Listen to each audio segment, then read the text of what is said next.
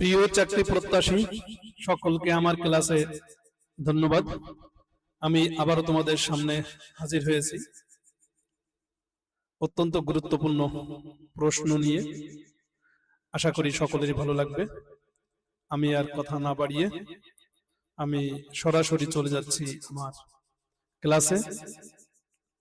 সবাই তোমরা ক্লাস করার পূর্বে যদি দরকার হয় হাতে একটা কলম এবং খাতা এগুলো নিয়ে রাখো, ঠিক আছে? আমি আর কথা না বলে আমি আবার ক্লাস শুরু করছি। Number 1, the rainy season has set dash. দেখো এখানে সেট ইন অর্থ হচ্ছে শুরু হওয়া, ঠিক আছে? সেট ইন, ঠিক আছে। আর একটা আমরা পড়েছি সেট আপ মানে স্থাপন করা, কিন্তু এইটা কিন্তু আমরা ভুল করে প্রায় এখানে ভুল করে থাকি। সেট আপ মানে স্থাপন করা, কারণ এইটা খুবই পরিচিত। তার মানে সঠিক আনসারটা হবে দেখো সেট ইন অর্থ শুরু হওয়া। আমরা অপশনটা দিকে আসি।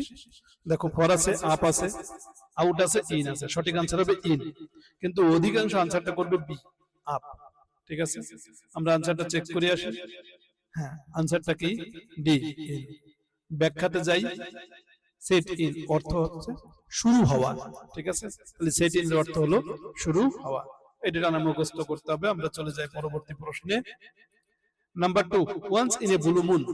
তাহলে once in a blue moon এর অর্থ হচ্ছে কদাচিৎ, খুব কমই, ঠিক আছে? প্রায় মানে অর্থাৎ একদমই ইরেগুলারিটি বোঝায়, ঠিক আছে? অর্থাৎ মনে করে দেখা যায় সপ্তাহে একদিন অথবা মাসে একদিন বা 2 দিন এরকম বোঝায় আর কি, once in a blue moon, ঠিক আছে? কদাচিৎ। আমরা দেখি এতে আছে রিয়ারলি।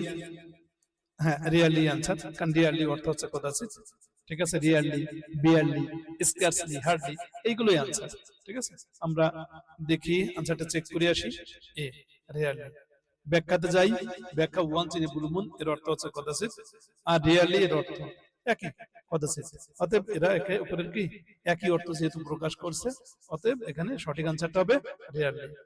আমি চলে যাই পরবর্তী প্রশ্নে। This is the go of the world. In this sentence go is a. এখানে আমরা এর আগে আমরা জানি যে গো, গো মানে যাওয়া, ঠিক আছে? কিন্তু এখানে গো মানে যাওয়া না। এখানে গো হচ্ছে নিয়ম, নীতি, ঠিক আছে? নিয়ম বা নীতি, এখানে নাউন হিসেবে। সবসময় মনে রাখবে একটা জিনিস, খেয়াল রাখবা, এখানে গো এর আগে দেখছো দা আছে, দা ডিটারমাইনার। হ্যাঁ, কোন এরকম যদি দা থাকে, কোন শব্দের পূর্বে যদি ডিটারমাইনার অর্থাৎ দা থাকে, সেটা কিন্তু কি এখানে এই শব্দটির পূর্বে যদি দা থাকে, ওই শব্দটি কিন্তু নাউন অর্থ প্রকাশ করে। আরেকটা অর্থ মনে রাখবা, গো এর অর্থ নিয়ম। এর আগে আমরা জেনেছি গো মানে যাওয়া, এখানে গো এর অর্থ হচ্ছে নিয়ম, ঠিক আছে? অতএব এখানে গো এখানে নাউন হিসেবে ব্যবহৃত হয়েছে। আমরা দেখি, আমরা অপশনগুলো দেখি। Verb, adjective, noun, adverb. অথবা সঠিক আনসারটা হবে কি নাউন, ঠিক আছে? সি। আমরা দেখি, চেক করে আসি। হ্যাঁ, আনসার সি, নাউন। ব্যাখ্যা দেখে আসি। এখানে গো এর অর্থ নিয়ম বা রীতি। আশা করি সবাই বুঝেছো। চলে যাই পরবর্তী প্রশ্নে। You are but a child. The underline word is. দেখো এই দুটি প্রশ্নে আমরা বাট অধিকাংশ যে ছাত্রছাত্রী, ঠিক আছে, আনসার করবে হচ্ছে কনজাংশন। না, কনজাংশন হবে না, ঠিক আছে? বাট, বাট অর্থ এখানে কেবল অর্থ প্রকাশ করছে, অনলি অর্থ প্রকাশ করছে, ঠিক আছে? বাট কেবল, বাটের অনেকগুলো অর্থ আছে, তার মধ্যে একটা হলো কেবল। অতএব এখানে বাট এখানে অ্যাডভার্ব হিসেবে কাজ করেছে। দেখি আমরা অপশন গুলো, নাউন, অ্যাডভার্ব, অ্যাডজেক্টিভ, কনজাংশন। অতএব সঠিক আনসার হবে কি অ্যাডভার্ব, বি। আমরা আনসারটা চেক করে আসি। হ্যাঁ, আনসার বি, অ্যাডভার্ব। ব্যাখ্যা, এখানে বাটের অর্থ কেবল মাত্র, ঠিক আছে? বাট এখানে অনলি এর মতো প্রকাশ করছে। অতএব সঠিক আনসার কি হ্যাঁ বি, অ্যাডভার্ব হিসেবে কাজ করছে। আশা করি সবাই বুঝতে পেরেছো। চলে যাই পরবর্তী প্রশ্নে। There is no mother dash loves a child, ঠিক আছে? The underline word. এখানে বাট, বাট এখানে কাজ করছে কি হিসেবে? রিলেটিভ প্রোনাউন হিসেবে, ঠিক আছে? এমন কোন মা নেই যে তার সন্তানকে ভালোবাসে না, ঠিক আছে? কোন নাউনের পরে বাক্যের মাঝখানে যদি বাট থাকে, ঠিক আছে, যদি কিন্তু অর্থ প্রকাশ হয়, তাহলে পরবর্তী যে সেন্টেন্সটা থাকবে সেটা বিপরীত অর্থ প্রকাশ করবে। বিপরীত অর্থ কিরকম? যেরকম এরকম হতে পারে, ঠিক আছে? যেমন হি রিডস অ্যাটেন্টিভলি, এই যে সে মনোযোগ সহকারে পড়ে but cannot pass in the exam, যেমন সে পরীক্ষা পাস করতে পারে না। এই যে পরীক্ষা পাস করতে পারে না, সে মনোযোগ সহকারে পড়ে, এটা কিন্তু বিপরীত, এই এর সাথে মিলকরণ করিয়ে যদি হতো তাহলে অ্যান্ড হইতো, কিন্তু বিপরীত অর্থ এখানে ঠিক আছে, কিন্তু এখানে যেটা আছে there is no mother but loves her child. ঠিক আছে, এমন কোন মা নেই যে তার সন্তানকে ভালোবাসে না। অতএব বাট এখানে কি রিলেটিভ প্রোনাউন হিসেবে কাজ করছে, অর্থাৎ প্রোনাউন, অর্থাৎ বাটের অর্থ যে অর্থ হইলে প্রোনাউন। আমরা অপশনগুলো দেখে আসি। হ্যাঁ, অপশনগুলো এখানে প্রোনাউন। সঠিক আনসার কি? এ। আনসারটা চেক করে আসি। আনসার এ, ব্যাখ্যা। বাট এখানে রিলেটিভ প্রোনাউন হিসেবে বসেছে, আমরা বুঝতে পেরেছি। ঠিক আছে, বাট এখানে কি রিলেটিভ প্রোনাউন, আশা করি সবাই বুঝতে পেরেছো। পরবর্তী প্রশ্নে চলে যাই। How did you come dash this bag. আচ্ছা, এখানে কাম, কাম বাই, কাম বাই অর্থ পাওয়া, এগুলো ভালো করে মুখস্থ করতে হবে যে ইডিয়ম। কাম বাই অর্থ হচ্ছে পাওয়া। ঠিক আছে, আমরা দেখি অপশন। এতে আছে ফর, বিতে আছে ইনটু, সিতে ইন, ডিতে বাই। অর্থাৎ সঠিক আনসার হবে বাই। যেহেতু কাম বাই অর্থ হচ্ছে পাওয়া, আমি বলছি এগুলো আমাদের মুখস্থ করতে হবে। ঠিক আছে, কাম বাই এটা অনেকের কাছে একটু আনকমন মনে হতে পারে। আমরা আনসারটা চেক করে আসি। D by. ব্যাখ্যা দেখি, কাম বাই অর্থ পাওয়া, এখানে বোঝার কিছু নাই, যেহেতু কাম বাই এটা মুখস্থ করতে হবে। কাম বাই অর্থ পাওয়া। আমরা চলে যাই পরবর্তী প্রশ্নে।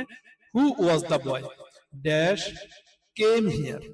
ঠিক আছে, একটা জিনিস খেয়াল রাখবে যে আমরা যদি ব্যক্তিবাচক হয়, ঠিক আছে, কোন নাউন বা প্রোনাউন যদি ব্যক্তি হয়, তারপরে আবার হু বসে। ঠিক আছে, রিলেটিভ প্রোনাউন আসে বাক্যের মাঝখানে। কিন্তু প্রথমে যদি হু দিয়ে প্রশ্ন করা হয়, তাহলে ওই যে ব্যক্তি, অর্থাৎ যদি কোনো নাউন বা প্রোনাউন, যে যদি কোনো ব্যক্তি হয়, সেখানে হু বসা সত্ত্বেও, ঠিক আছে, হওয়ার নিয়মে হু হওয়ার কথা ছিল, কিন্তু হু হবে না, হবে হচ্ছে দ্যাট। সহজ কথায় যদি বলি, হু দিয়ে প্রশ্ন করা হলে পরবর্তী বাক্যের মাঝখানে নাউন বা প্রোনাউনের পরে সেক্ষেত্রে দ্যাট বসে। আমরা দেখে আসি। হু আছে, হু ইজ, দ্যাট, হু। অতএব সঠিক আনসারটা হবে কি? C, that. দেখো আনসারটা চেক করে আসি। দ্যাট, হু দিয়ে প্রশ্ন করা হলে সেক্ষেত্রে হু বসানো যায় না, দ্যাট বসে। ঠিক আছে, আচ্ছা। 8 turn a deep year means, এই যে টার্ন এ ডিপ ইয়ার মানে অগ্রাহ্য করা, মূল্যায়ন করা না। ঠিক আছে, যদি কোনো কাউকে আমরা যদি মূল্যায়ন না করি, অসম্মান করি, এরকম অর্থ হচ্ছে। তাহলে আমরা দেখি অপশন গুলো আমরা পেয়ে গেছি। তাহলে এখানে ডিসরিগার্ড, ডিসরিগার্ড অর্থ হচ্ছে কি? ডিসরিগার্ড, অসম্মান করা। সঠিক আনসার হবে বি। আমরা আনসারটা চেক করে আসি। আনসারটা চেক করলাম, আনসার বি, ডিসরিগার্ড। দেখে আসি ব্যাখ্যা। টার্ন এ ডিপ ইয়ার এর অর্থ গুরুত্ব না দেওয়া, আর ডিসরিগার্ড অর্থ হচ্ছে সম্মান না দেওয়া। অতএব কাছাকাছি শব্দ, অতএব এটাই আনসার। ঠিক আছে, আশা করি সবাই বুঝতে পেরেছো। চলে যায় পরবর্তী প্রশ্নে। Choose the correct spelling. দেখো, লেফটেন্যান্ট। ঠিক আছে, এগুলো কিন্তু আমরা অনেক সময় কৌশলে আমরা বুঝতে পারি। ঠিক আছে, মিথ্যা তুমি 10 পিঁপড়া, এভাবে বলি। দেখো এতে আছে এল, এল আই, লাই। লাই মানে কি? মিথ্যা। ইউ মানে তুমি। আমরা অনেক সময় সংক্ষিপ্ত করে বলি, মেসেজ, আমরা মেসেজ দিয়ে থাকি। ঠিক আছে, 10 10 আর এ এন টি। ঠিক আছে, এ এন টি, এন্ড মানে পিঁপড়া। ঠিক আছে, মিথ্যা তুমি 10 পিঁপড়া। সঠিক আনসার হবে কি? মিথ্যা তুমি 10 পিঁপড়া। এটা কোনো ব্যাখ্যা না, এটা জাস্ট আমি তোমাদের সুবিধার্থে আমি বললাম। ঠিক আছে, এ, মিথ্যা তুমি 10 পিঁপড়া। অতএব দেখা আনসারটা আমরা চেক করে আসি। এ। ঠিক আছে, লেফটেন্যান্ট। ব্যাখ্যা এটি ভালো করে মুখস্থ করতে হবে, যেহেতু বানান। চলে যায় পরবর্তী প্রশ্নে। অ্যামিকেবল। অ্যামিকেবল অর্থ কি? বন্ধুত্বপূর্ণ। ঠিক আছে, অ্যামিকেবল অর্থ হচ্ছে বন্ধুত্বপূর্ণ। আমরা দেখি শব্দগুলো এর মধ্যে কি কি আছে বন্ধুত্বপূর্ণ। এই যে অ্যামিকেবল, এখানে ফ্রেন্ডলি। ফ্রেন্ডলি মানে বন্ধুত্বপূর্ণ। ঠিক আছে, অতএব সঠিক আনসারটা হবে কি? বন্ধুত্বপূর্ণ। অ্যামিকেবল মানে বন্ধুত্বপূর্ণ, ফ্রেন্ডলি মানে বন্ধুত্বপূর্ণ। আচ্ছা, আমরা আনসারটা চেক করে আসি। D, friendly. ব্যাখ্যা, অ্যামিকেবল এন্ড ফ্রেন্ডলি এর অর্থ বন্ধুত্বপূর্ণ, তাই এই শব্দ দুটি সমার্থক শব্দ। অতএব আমরা আশা করি এটা আমরা বুঝতে পেরেছি। হ্যাঁ, আশা করি কোনো প্রশ্ন নেই এখানে। Man longs dash. Long for মানে প্রত্যাশা করা। ঠিক আছে, এগুলো আমাদের মুখস্থ করতে হবে। ঠিক আছে, এটা একটা ইডিয়ম বা ফ্রেজ। আমরা অপশনটা দেখে আসি। দেখো, হ্যাঁ, এই যে ফর, বি নাম্বারে আছে ফর। লং ফর, লং মানে লম্বা। ঠিক আছে, এটা আমরা এটা জানি বা দীর্ঘ, এটা পড়েছি। কিন্তু লং এর পরে ফর যদি হয়, তাহলে সেক্ষেত্রে একটা কি গ্রুপ ভার্ব হিসেবে কাজ করে। এর অর্থ হয় প্রত্যাশা করা। ঠিক আছে, ম্যান লংস ফর মানে মানুষ সম্পদের আশা করে, প্রত্যাশা করে।